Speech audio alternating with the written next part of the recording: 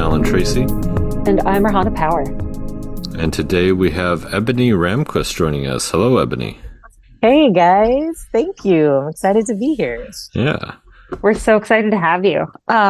We have got lots of stuff to chat about today. Lots of tangents, I'm sure, to go on. But before we do that, I know we've only met once, and it was pretty brief on a film set that we will touch on later. But I want to get to know you a little bit better. So can you tell us something fun, interesting about yourself?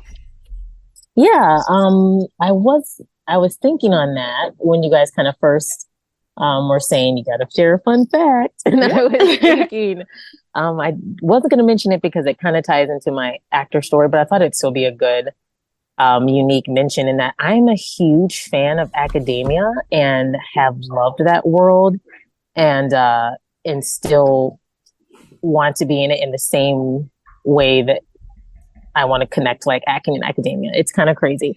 But I have a master's from Bethel Seminary, and I was an adjunct faculty there for a bit teaching. But then I also applied for my PhD. So I applied for a few quite competitive PhD programs before I started diving into acting, and I wasn't accepted. But the world of academia is I love books. I love reading. I love soaking in information. I love learning about things and finding out new perspectives or different ways of seeing things and approaching things. And then consciously and wisely sharing that information. And so the heart of academia that does all that, I love it. And I applied for a PhD in public policy with an emphasis in communication and sociology. So still, those are all areas that are very fascinating to me. That's amazing. Oh my gosh. One, the commitment to like continuing to grow and learn is amazing. It is such a commitment to apply for a PhD program. It's a commitment. Like you have to apply to anyone who puts in the time and the effort and energy for that. So it's a commitment. No kidding. So one of my questions was going to be what like area, but you mentioned that. What kind of draws you more to that than anything else, I guess? Right. I love public policy because of its ability to just impact people's practical everyday lives. And what I loved about the idea of a PhD in public policy was I was looking at media dissemination and how information is shared or portrayed or given. And one of my arguments was that, we tend to look past people's, or actually I should say that people's values and their really shape their perspective. Their beliefs really shape their perspective. So whenever public policy information is shared, it should be done in such a way that resonates with the values, i.e. beliefs of those who is trying to benefit. And my focus was on how that was being done in society and how it could be done constructively where it would be causing less division, like kind of what we're going through right now in society. So yeah, that's why the communication piece, the media piece, my focus was on my theme for public policy was under media. And so I'm still coming to media, still drawn to media. I think media is such a powerful medium. And I think film is one of the most powerful mediums. And I actually used examples of films like The Birth of a Nation. It was it's not super old, but it's an old KKK film, essentially. And it was the first film shown in the White House. White House, yeah. So think about that, right? The first film shown in the White House. And it's Woodrow Wilson. Yeah. Right. And you could just track people's responses to African Americans and issues of racism and stuff from how this film would go around different towns and be shown. And that was a study that was done by some professors in Harvard. And so as I just dove into media more, and particularly film and information and how it's portrayed, I just really firmly believe that film is a powerful voice. And it can be, it's dramatic as it sounds, it can be used for forces of good or forces of evil, right? Like it can really shape the perspective of a society. You think of like a Barbie. I know you just did a recent, your review of Barbie, which I thought was like really fun that you did that. But Barbie is basically like, a mini satire. It's it's a whole like perspective. I mean, for lack of a better word, sermon given on a certain perspective. But it's riveting, it's interesting, it's engaging, and it speaks to people. So to me, film is in media is just one of the most powerful mediums out there. Oh, absolutely. Next to music. Music and film, I always go back and forth a little bit. They're both pretty powerful. So yeah, I would agree with that. I feel like it just evokes so much emotion. Like not only, I mean, film and music specifically, but then even just other types of media, like you're saying. I mean, if people build their perspectives based on those things, then that is just going to continue evoking emotion strongly. Exactly. You learn so much from film. You learn so much from media. You resonate with it. You find new ideas and new concepts. And so I think it's a gift too. It's a gift to be able to be in film and to manipulate film and communicate via film. All of those things are it shouldn't be taken for granted. The opportunity to do those things is a gift, and it shouldn't be taken for granted because they're powerful. Oh, right. Absolutely. So film, I mean, you obviously have this very deep connection to other loves of life, but how did you kind of transition and start acting? Like what got you into acting and when? I know, right? So this story, like when I saw your guys' question, I kind of debated like, how do I tell this story? So I was like, let me just be extra honest with you guys. Yeah. After the PhDs, I was pretty devastated that I didn't get in because I put in a ton of work. Right. And I felt really lost and a little jaded, a little faith hurt. Like I put so much hope and faith in like, this is going to work. And it didn't. And so I was sitting there just a little put out, to say the least. And if I'm just totally honest, I was just praying. I was like, God, what do I do next? I'm just posted here. And this kind of sucks. And I kind of got the impression of like, just discover, explore, do, what you always wanted to try. And I was like, well, people always told me I was good at voiceover. So let me just try that. So I started going to a voiceover school that's here in St. Louis Park, actually in Minnesota, by a couple that's been doing it for decades.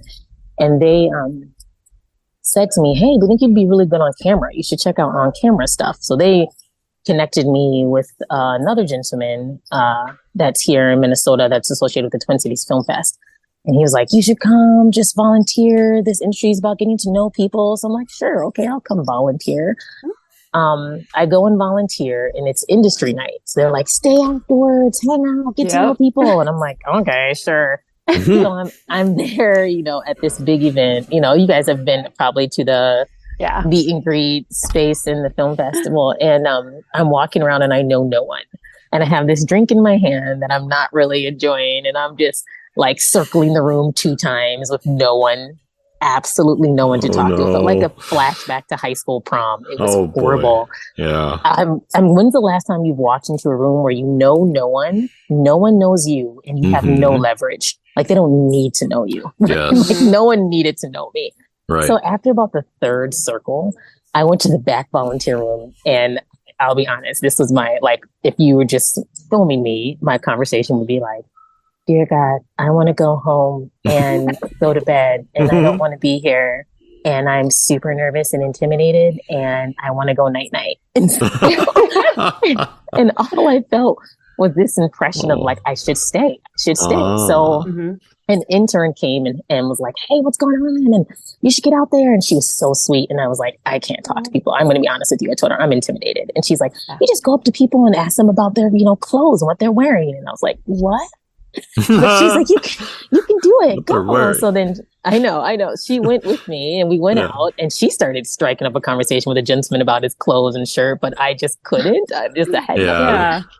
And I saw another woman that I'd helped with volunteering. So I went over and started chatting with her. But then out of the corner of my eye, I recognized this woman that I had known years ago when we went to the same church. And I was, another fun fact about me is that I'm a singer.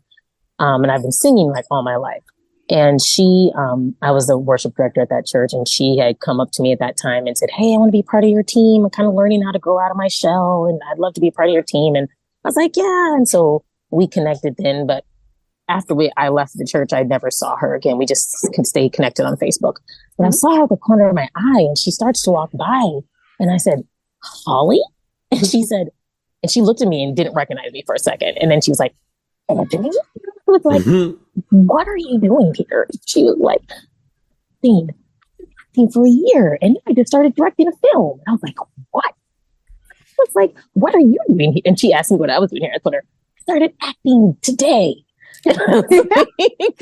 Started, and she's like, "That's crazy." And she's super wonderful. I don't know. I know Alan knows her. I'm not sure, Rihanna, if you have a chance to meet Holly Burr, but she is a phenomenal, wonderful woman. I'm going on record in saying how wonderful Holly is. And she just right away was like, "You know what? This is about getting to know people and connecting with people. I'm going to take you around and introduce you to everyone I know." And I was like, "What?" She was like, "I'm just going to take you. Come with me." And I met Alan, did I meet you that night? I met like 30 people that night. I don't know how many how people did we meet? That's a good question. I don't know. I wouldn't be surprised if it through Holly. I just met tons.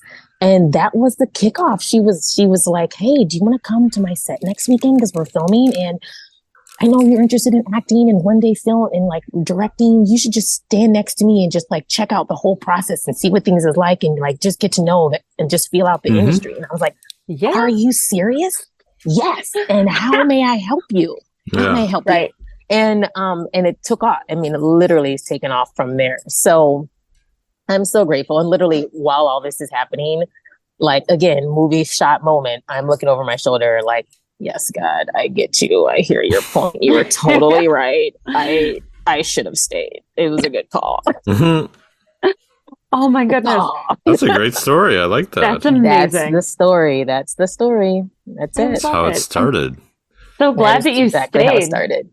Because that can be so intimidating. You don't know anyone. Luckily, horrible. anytime I go to any networking thing, Alan's there, so I can at least just like follow him around. Because doesn't it matter? It's just so nice to have even just one person, It's pretty huge. Yeah. Right. Yeah. It's a lot. Another worst thing is when you know people and you're like, "Oh no, we know each other. We've hung out, like we've worked together, all this stuff." And then you like see them again after a while and they don't remember you. And you're like, "Oh," and they're like, "Hi, I'm so-and-so." You're like, "Okay, hi, I'm Rahana." Like, oh my God.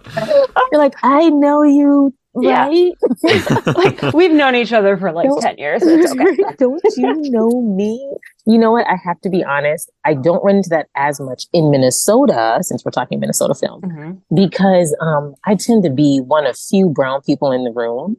So once someone sees me, they remember me easily because they're like, "Aren't you the 1 out of 5 I met?" Whereas I'm like, "Oh boy, yeah, I don't remember you because there's a lot of folks that look like you in the room." Yeah. You know what I'm saying? Oh yeah. I'm not mad about it, but I don't remember. Right. So that's been my Minnesota experience. When I go to Atlanta, etc., other places, that's not the case. Or LA, So, yeah. Right. Then Yeah. it's not so much. Right. That makes sense. Absolutely. Okay, so I think we first met Ebony from the costume setup for Kyber Run. I think that's when, because or at least something along that way, something with that. I don't know if you made it. No, you didn't make it to trainings because you were making other films. See, you're anyways. You're so busy. Yeah, we'll get to that. It's been pretty great. I'm kind of fast forwarding, but I'll jump back here. So you started with voiceover, and then what was your first film like? Acting role? What brought you into acting? So again, technically my first film acting role was with Holly in her film Ghillie Suit. I was a featured extra. She needed someone to just kind of, they had missed just one scene and they had a random day when they just needed to just quick insert it into the film. And she called and said, "Hey, it's pretty random. Can you come?" And Again, she was great. I told her, I have my youngest son, so if you don't mind him hanging out, she's like, my daughter will hang out with him. It's all good. And so we popped over to some kind of random spot somewhere in Stillwater, I think, and filmed it. And of course, you guys probably know that then Holly's film went on to top to Best 10 and Z-Fest and all those other things. So I got right away to kind of experience all of that by being a part of Ghillie Suit. That's awesome. I know. So it was cool. awesome. It was awesome. What an experience. Holly reminds me of she won't come on the podcast yet. But we'll get her. We'll get her eventually. That's nice. Ebony, you have to be there or something. Yeah, we'll bring you back, and then you can bring her. I would totally. We'll do like a Kyber Run Part 2 with other people. Nice, nice. So yeah. But what was it? Oh yeah, Holly reminds me of like a Leslie Knope type of energy, from Parks and Rec. Just that very. I love that because you met Holly on Kyber Run also, Rahana, so she was there. Yeah, I believe so. And Ebony. I met everybody there that day. Yeah, which was really fun getting to meet so many people, and it's just like a riot of a group. Yeah, like it was nonstop, like laughing. Yeah, like by the breadth of people on Kyber Run. Like I kept meeting people like, "What? You're on Kyber Run too?" And it was pretty. It was pretty amazing and wonderful because a good number of the people that I had met already in the film industry that I was seeing here in Minnesota regularly were there. That was pretty cool. So yeah. So okay, so you do Ghillie Suit, and then what films or roles are you kind of going for now? Like, what have you been working on since then? And that's within a short, within a year. It's within a year because this upcoming October will be a full year. So yeah, it's been within a year. Actually, I'm just extremely grateful, super grateful.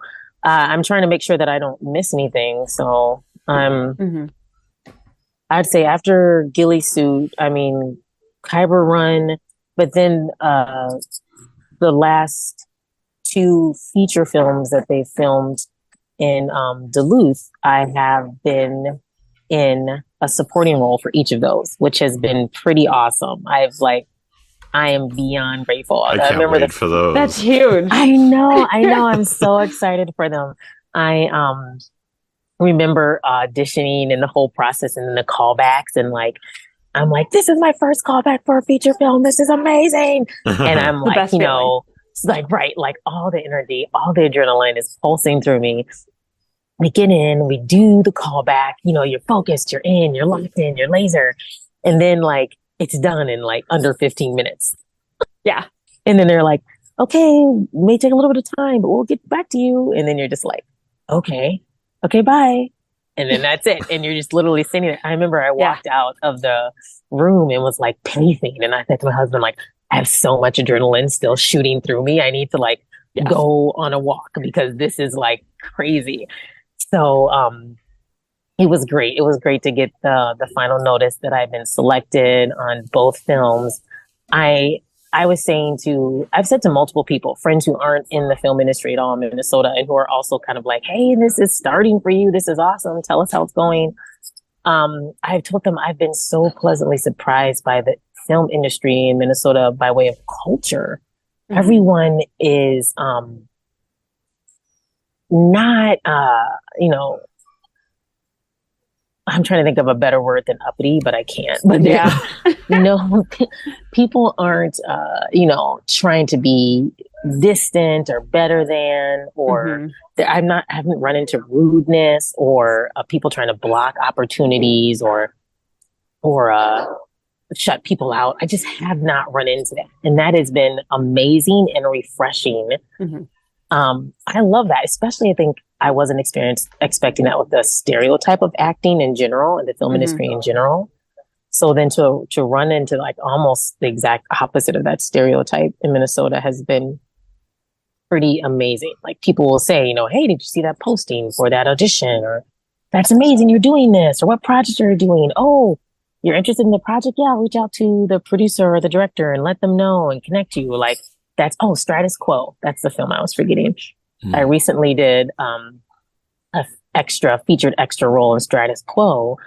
And that was awesome because not only do I really like Michael Greenberg's writing and kind of the idea of where he's going with that particular film, but I got connected to that film by Joy Ford. I know she's been on your podcast as well too, and she is a beautiful soul. And she just mentioned it to me, and I said, "That sounds awesome. Let me know how I could be involved." And she connected me with Michael, and boom, that was that. So those things to me that's no small thing to have colleagues, peers who are willing to do that. That's pretty cool. Yeah. Yeah, it seems to be like just such a supportive community, which I don't think that a lot of film communities get. I don't think that a lot of people experience that, and I love that Minnesota has that. And it makes me so happy that that's like all you've experienced, knowing that you're new to it over this last year, and I love that's been your experience. Me too. I'm sincerely, I'm incredibly grateful. I am. So knowing you act, you seem to really love acting. You mentioned though that you might have an interest in directing. Are there other roles like in the filmmaking process that you're like, you know what, at some point I want to kind of dabble in that or give it a shot? Right. Yeah, no, for sure. Directing, though, if I'm honest, I would direct as a means to an end, as to making sure that a film was portraying the message or the essence that I wanted it to. But one role that I'm particularly interested in with film that I want to do at some point is producing, because I think that a lot of the elements of a producer are up my alley by way of skill set and past experience and just my way of doing things with the details and the overall leadership and the overall vision, but then still getting things executed well. That's I'm not type A, but I am. I am. Is that what type A say? No, I'm not that, but I am. I am about doing things with excellence as much as possible. Not perfection, but as much as possible with excellence. And I really appreciate that role of a producer, that they're there kind of like this undergirding and this umbrella that's a part of having the whole film experience run smoothly from, concept beginning to marketing and finished release. I love that. I love that high view overall leadership and guidance in the producer. So I would love to do that for sure at some point. But I love acting as well too. So definitely diving into that. I could see you being just completely successful with that, honestly. Yeah. Thanks. 100%. Thank you. Yeah. So just more of a fun question. These are some of the ones that I really enjoy. Who's your favorite actor and actress? Man, I saw those questions. I was like, come on, guys. It's like, Again, questions like that I can't ask or answer, exactly. But I want to know. I'm like, that's so tough. I mean, and it can be a bunch of them. That's okay. Thank you. Thank you so much. I really appreciate it because I prefer always. One, type 8. No, I'm just do the one. This is where I diverge. A list. Yeah. Right. This is where I diverge. The one that always comes to mind right away is Denzel Washington. I mean, Denzel Washington, quintessential master of his work, but not only his literally incredible skill, but also his kind of like his heart for what he's doing, his drive. I like that he has done different areas within directing. And I think he's on production as well too. I don't want to be quoted on that because I can't think. Yeah, but I like how he's touched the different facets, but he seems to be grounded and really having an intention and purpose and heart behind the art of acting. And so that's what he's projecting his acting toward. That's how he's shaping it. I mean, yes, Denzel Washington as a mentor would be phenomenal. Have you seen Macbeth? I haven't seen Macbeth. Funny enough, I haven't. The new one, no, with him. No, okay. I haven't seen it. I haven't seen it yet. Have you seen it? It was very good. It's one of the few Shakespeare films I didn't fall asleep to. It's like, wow. Yeah. Well, that one, and you couldn't with him. So yeah, that's anyways, that's just me. No, he would make that. No. Like obviously, like Malcolm X, and have you seen that? Okay, yeah. Oh, have I seen Malcolm X? No, I know that he was in Malcolm X, but no, I haven't seen Malcolm X. No. What's your favorite Denzel movie? There you go. My favorite. You're right. You're like, I'm guessing which ones have you seen? And I know it may sound a little odd that I haven't seen Malcolm X, but sometimes for some films, as wonderful as they are, just because they touch on a sensitive, hard part of African American history, I don't watch them. So as wonderful and amazing as they are, as much as I support them, I have a hard time sometimes just sitting through it. Mm-hmm.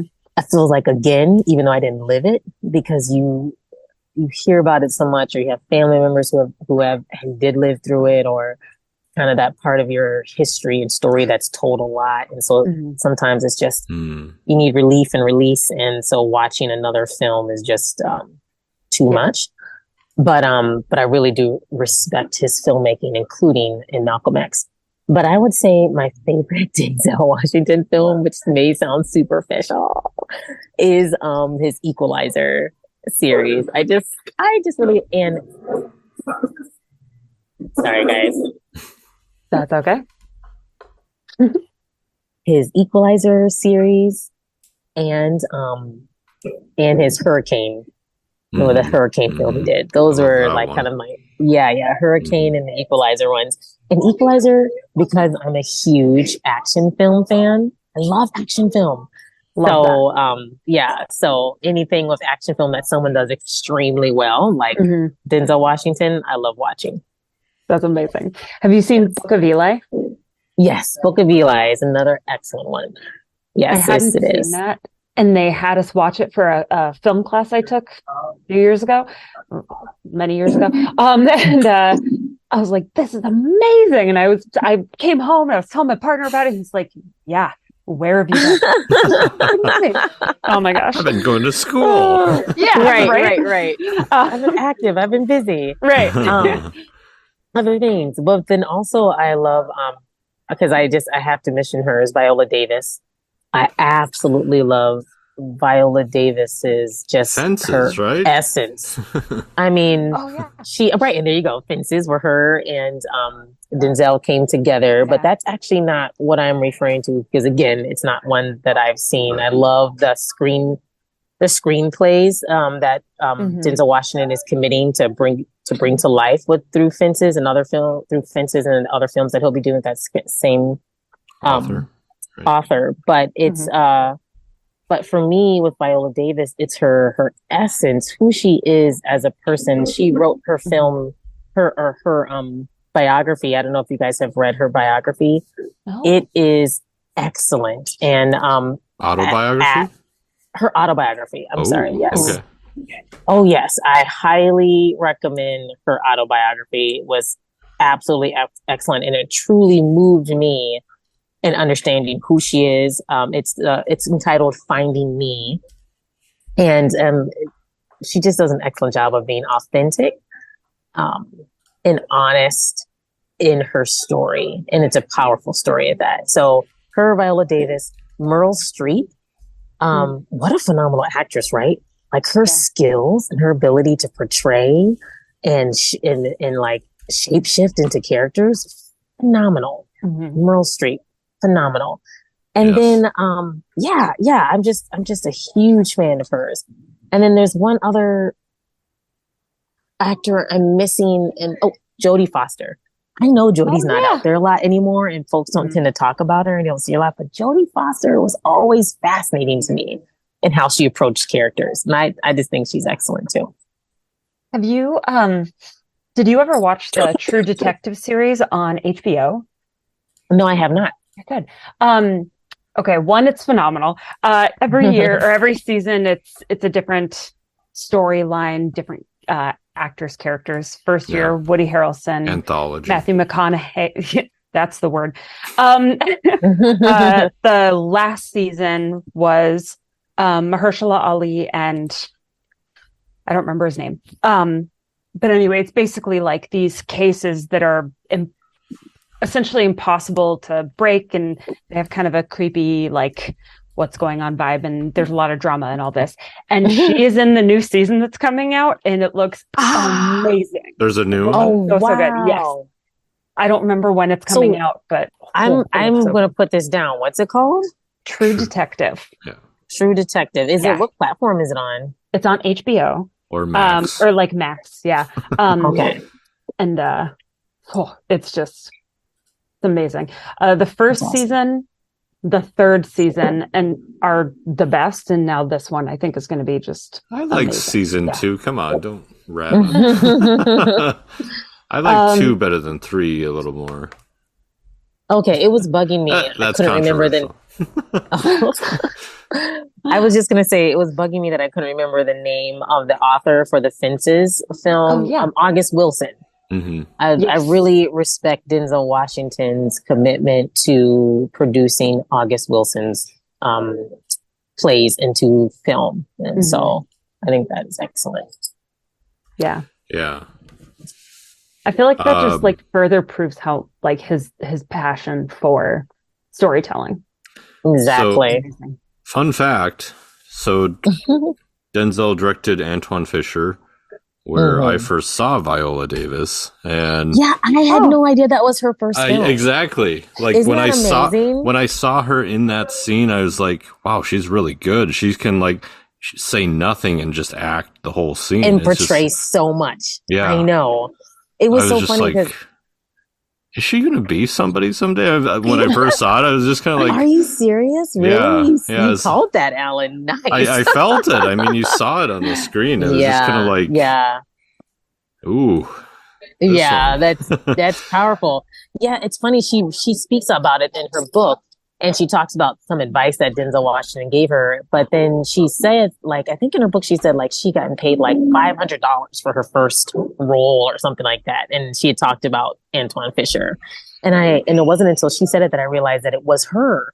Because I've seen Antoine Fisher, but I never realized that the woman, the mom, was Viola Davis until after I read her autobiography. So it was amazing.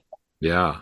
Yeah, I was like, I think that was her. It's like, she looks so different, you know?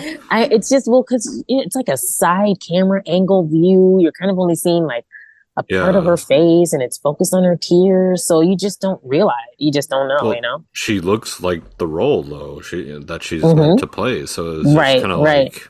You're just zeroed in on that. Yeah. No, it's excellent. So you like... We kind of touched on that a little bit, of what type of other film stuff and everything.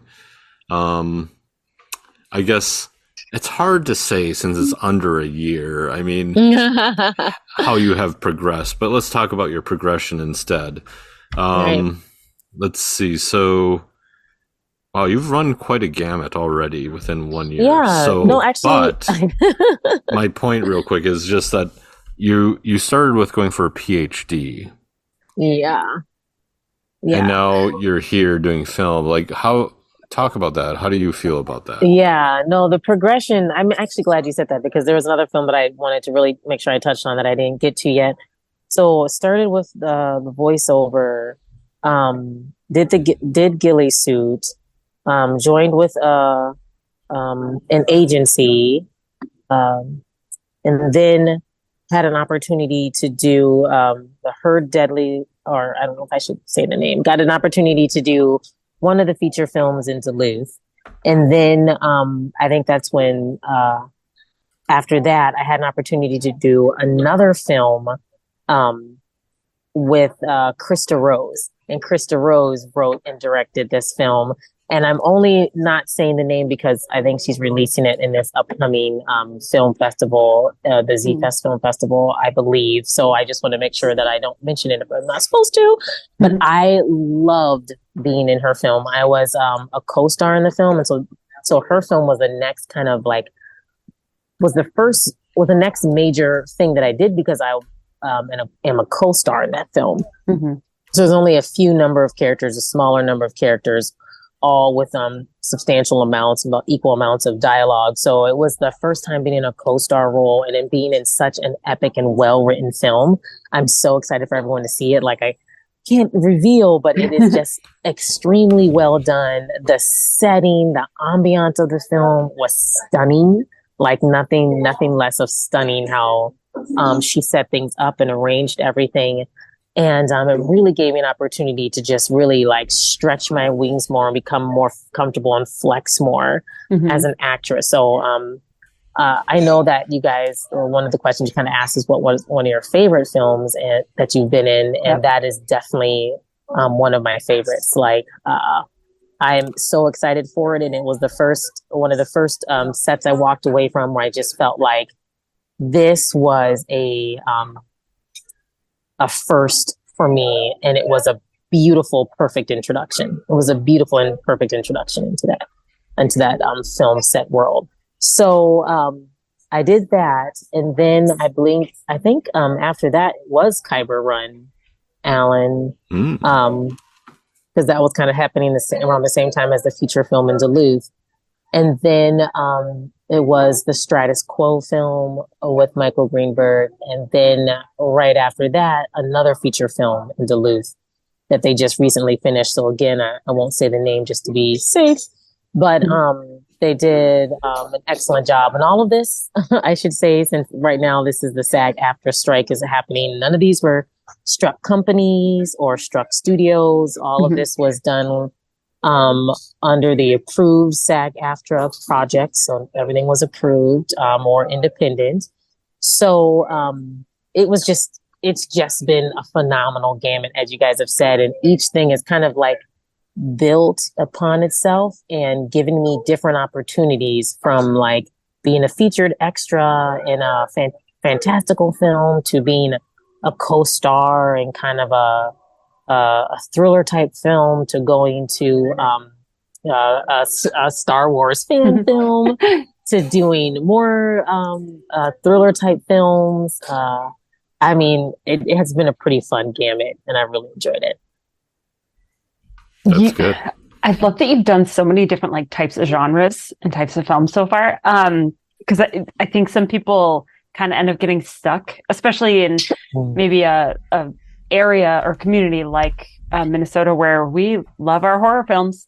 And so nice. I love that you're having that variety. Is Me there too. a genre that maybe you haven't done yet that you're like, please let me do this someday? This would be, Yeah. You know what? I don't know if I would like say that I'm like, please let me do it, but I would like to try it and at least tackle it. I don't know if it's my pride or if it's just, if it's really something to move into, but comedy has always made me kind of curious, because in some ways I feel like I could be comedic, but it's not an easy genre to act, right? You really do have to know delivery. You have to be able to kind of be laughing yourself and then delivering a line well enough where it's not overacting. And so comedy has always kind of intrigued me. Comedy's intrigued me because of the skill that's required, because of the skill set that's required in comedy. So yeah, I'd be open to that, and I'd really be focused on like kind of nailing that down. Yeah. I think it'd be fun though. Have you done an action film yet? No. Oh my goodness. How can I forget? And that's the other thing. I want to be in an epic. Like, I'm talking Lord of the Rings, Marvel level, like, but Lord of the Rings. Star Wars level. Come on. A Star Wars level. There you go. You were right. Yeah. Black Panther level, even though it's in the Marvel universe. But all of that, like, I honestly like Lord of the Rings the mostest. An epic level, that type of level epic. I just love epics. I think they are wonderful and phenomenal. I wouldn't mind making one day. And I think I would love to act in one. Oh, I'm with you there. Yes. Right? Yes, all the training, all the fight training, all of it, all the training necessary to do the epic. Yeah. Yes. Yeah. And it's so fun doing that stuff too. So yeah, absolutely. Yeah. So you got a taste. We got a taste, all of us on set, of that sort of like it is bring true. together. Yeah. Yes. It was true. I love that that's why I loved Piper Run, the opportunity to practice some martial arts and like get that basic grounding and that intensity of, my featured scene, I should say, Alan. I don't know how much you reveal now either, but I love that. All those type of portrayals. So as a full epic film, feature film, yes, I would love to do that. Right. Yeah, it would be so cool to just be able to do that with a Star Wars or a Marvel or, anything other than a fan film. But I guess that has been and can be done, but, it's kind of, it's not the same as like a mass release, of every theater sold out or something sort of thing. Right. I hear you. Or an Ahsoka, like TV series. Like I'm loving Ahsoka. Like just eating it up, and Rosario Dawson is doing such a phenomenal job. I mean, that's Rosario Dawson is an actress to study. She's just phenomenal. She's amazing, and she's killing it as Ahsoka. Yeah. If there is not a season 2, I will riot. Like no, it's a one and done series. I don't know, because Disney or Star Wars, the official Star Wars Instagram and Twitter account, was posting like each week, like, hey, episode's out, blah, blah, blah. And they posted like, it's the series finale. And then they deleted it and reposted it as the season finale. Seriously? Oh. Yeah. Whoa. So, I mean, it makes sense. It's like one of their most popular shows. People are absolutely, they're because Rosario Dawson is just taking it to the next level. I mean, she's killing it. And the filmmaker I'm studying too. And the filmmaker, yeah, there you go. Don't want to just only acknowledge that. Okay, Alan. Good point. How do you bring three canons together, huh? Yes. The filmmakers, the writers, they're all as a team just executing it excellently. And it's fascinating. It's fascinating to watch. I'd say that Ahsoka and Mandalorian have been my 2 favorite ones. Yep. Yeah, it would be insane to me if they decided not to bring it back. I'd be like, you're losing so much. As I missed recall, opportunity, nerding out real quick. As I've heard, now this is secondhand, so now you're hearing it third hand. That both like Ahsoka, Mandalorian, and something else are converging on a film that they're going to make. So the series lead up to a film that portray these characters, because we first see Ahsoka in Mandalorian, same with Boba Fett, and then now we have. Well, at least I haven't seen the finale yet, but you gotta watch it. It's so good. We have a villain, so Yeah. Yeah. Anyways. Honestly, I'm like partly avoiding the finale because I don't want it to end. Exactly. I'm like, I always do that. I will get to it here, but it's gonna be an event. I'm sad that it's over, so I don't blame you. I have not watched the end of certain series because I'm like, I can't handle that. I just don't want to finish the last episode. Nope. You gotta. That means it's over. I know. Watch it again. For Ahsoka, I'm going to. Yes. Watch it. You definitely need to. It's such a good episode. Thanks. But, so. FYI. Yeah. So what, when it comes to like acting itself in your process, I mean, you kind of just touched on this with Rosario Dawson, but like are there films specifically that have been really influential or like inspiring to you? Films that have been inspiring, I would say, funny enough, don't necessarily have to always do with actors in and of themselves, but it's always films that have powerful messages, or that transport you to different places, or just like resonating like themes and that just lift your heart and move you. So for that reason, I can't think of one film. Film has always been a part of my life in the sense that it's how our family has gathered together, and how like my mom would teach us through film. So this kind of sounds maybe.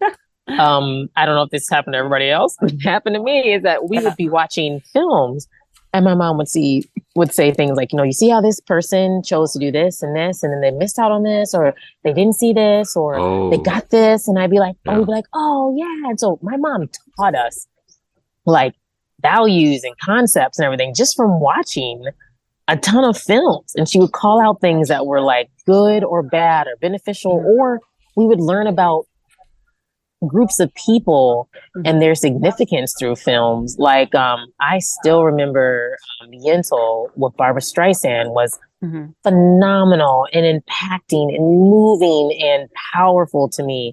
And Fiddler on the Roof was always one of our favorite films. It was just, I learned about other communities and groups of people through so many films.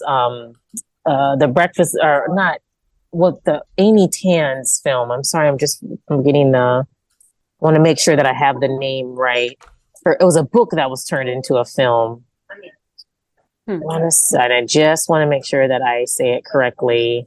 Yeah. Because she's a really popular author, so popular that I may have a hard time finding. Oh, Joy Luck Club. There we go. Okay. Her film, her book, The Joy Luck Club, that was turned into a film. Like, I can look back on so many films and see lessons learned and things that I admire and respect and do want to do based on characters, and things that I don't want to do based on characters. And so to me, it's always been low hanging fruit that films are lessons, and they're the most powerful, riveting lessons, right? Because you can combine music and imagery with them too. So you don't even have to kind of, teachers try to avoid just speaking to students. Well, film allows you to do all of those kind of innovative techniques of teaching. And so, film's always been an instrument of teaching for me, and of inspiration, and of rest, and of joy, and relaxation, and all of those things. So when you ask what films in particular, all of them, it really is film in general. Yeah. I mean, that just makes so much sense as to why, like, how your love of film and acting just completely converges with your love of academia and learning through the communication. Oh yeah, you're right. Yeah, like that makes so much sense. Right. That's how you learned all these things. And so you're like, hey, this is possible. And it can be done in such a like brilliant and selfless way. And I love that your mom taught you that way. That is amazing. I know, right? Gosh. That's not even something I fully clicked for me until talking to you guys. And I love when you talk with people and you're supposed to be sharing things about yourself, and then you learn something.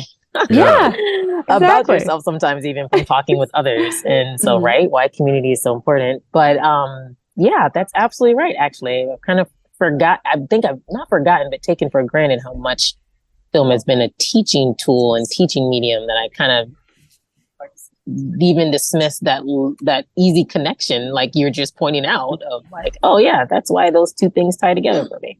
Yeah. Was there like a particular film that did propel you into it, of those that you mentioned, or your love of film? Oh, my love of film, man! I can't. Is there one that was really kind of a memory burn that was just like, I have to see this, or the type A question? Right. That it would help me narrow down if you're saying, like, is there one film that helped me realize that I loved film, or is that what you're asking? Yeah, I think so. Yeah. Mm-hmm. Something helped me realize I loved film. I mean, I can't think of one right now.